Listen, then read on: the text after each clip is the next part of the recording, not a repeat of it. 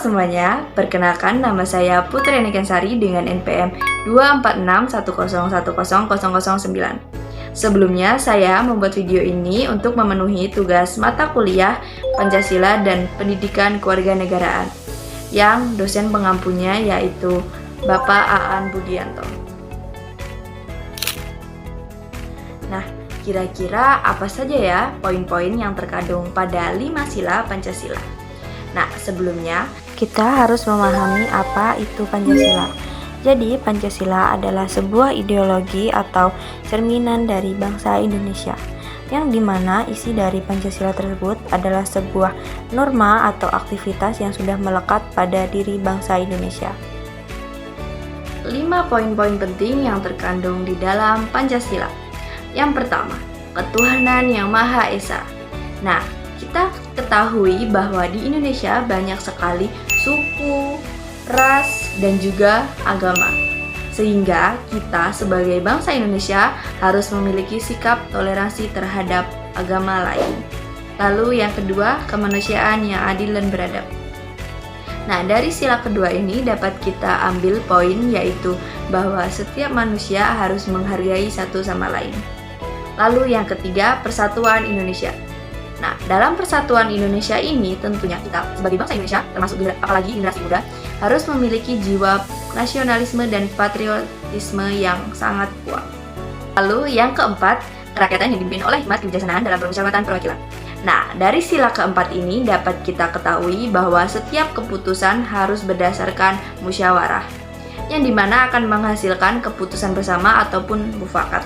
Nah, tujuan dari kegiatan musyawarah ini adalah untuk menciptakan sebuah keadilan dan juga persatuan yang dimana apabila suatu keputusan itu tidak memberatkan orang lain. Lalu yang kelima atau yang terakhir, yaitu keadilan bagi seluruh rakyat Indonesia. Nah, setiap orang harus memiliki hak dan juga kewajiban, yang dimana setiap orang juga harus menghargai hak dan juga kewajiban dari orang lain. Dan juga setiap orang harus mendapatkan hak-hak yang dimana mereka wajib untuk mendapatkannya. Nah, selanjutnya, apakah Pancasila tersebut sudah terpenuhi? Nah, untuk yang pertama, yaitu ketuhanan yang Maha Esa.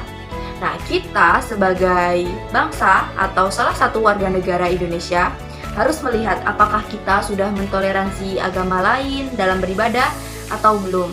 Nah, apabila sudah, maka kita sudah termasuk golongan yang sudah mengamalkan sila Pancasila yang pertama.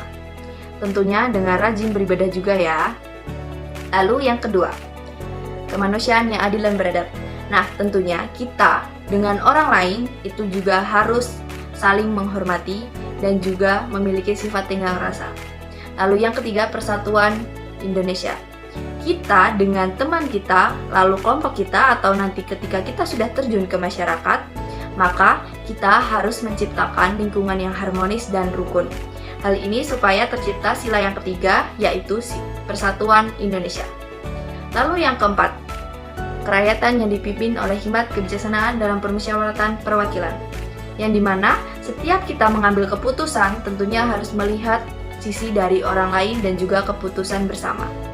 Lalu yang kelima, keadilan sosial bagi seluruh rakyat Indonesia.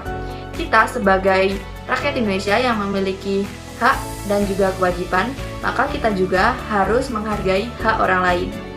Nah, dari situ kita dapat melihat apakah kita sudah memenuhi Pancasila tersebut atau belum. Nah, selanjutnya, apakah Pancasila penting sebagai ideologi untuk para mahasiswa? Nah, menurut saya itu adalah hal yang penting.